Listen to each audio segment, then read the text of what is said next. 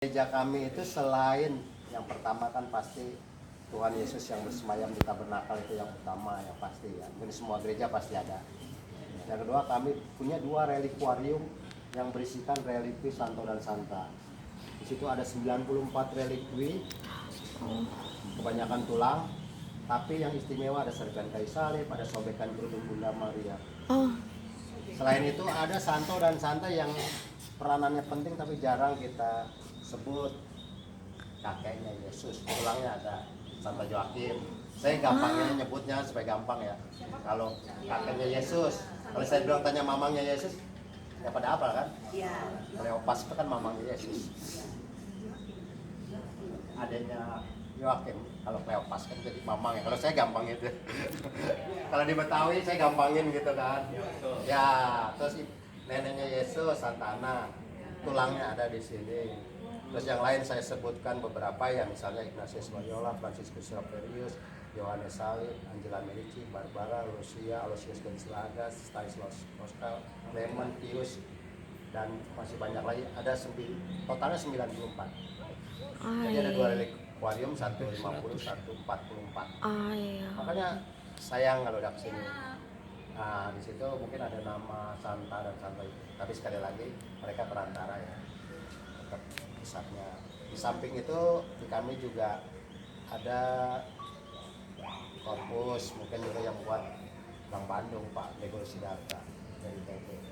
Korpusan dari Perunggu ada 2. Terus kami juga punya sejarah panjang, ada sejarah Santo Servasius di sana, ada sejarahnya. Santo Servasius itu hidup di abad keempat, dia dilahirkan di Armenia, dia orang Asia yang mengkristenkan Eropa Barat. Jadi jangan salah kalau misalnya orang bilang oh agama Kristen agama Barat, salah, sebetulnya agama dari Asia rata-rata ya, kebanyakan semua ya. Dia mengkristenkan, terus dia ditajuskan di Yerusalem, dia hidup di abad keempat, dan dia salah satu santo yang menghadiri Sinode cikal bakal Konsili Nisea. Konsili yang paling penting Nisea, karena di situ lahirnya Credo panjang, karena di situ menentang ajaran Arianisme sejaman Konstantinopel. Wah, yang lain serius.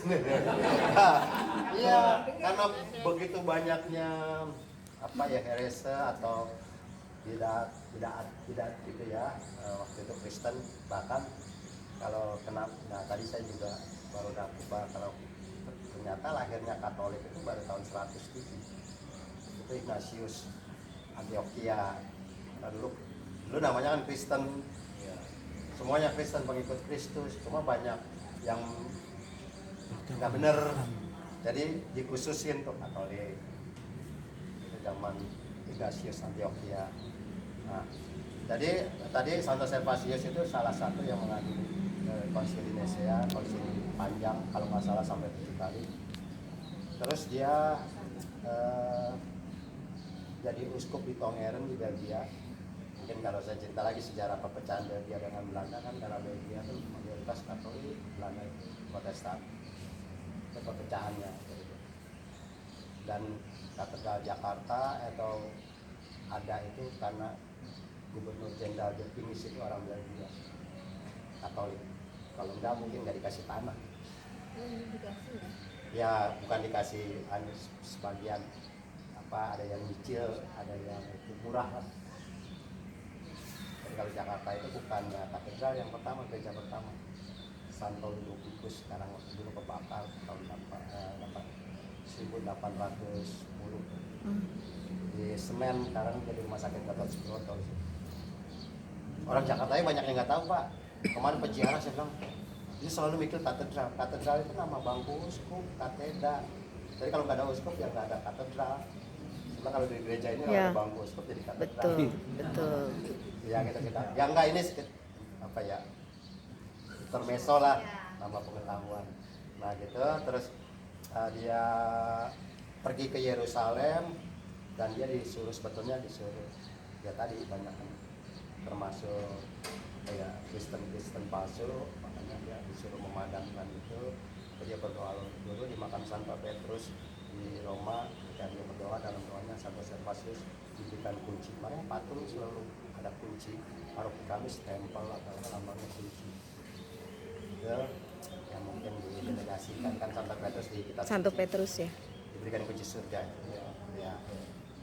Biasanya kami pakai baju Betawi nih, cuman karena tadi saya ditelepon lagi di rumah. Jadi biasanya pici saya juga ada kuncinya, nih saya pici yang satu lagi. Biasanya aduh, ya udah. Tapi saya selalu gitu, kasihan orang jauh-jauh. Nah, setelah itu dia kembali ke Tongeren tapi tidak lama, terus dia kembali bisa di Maastricht.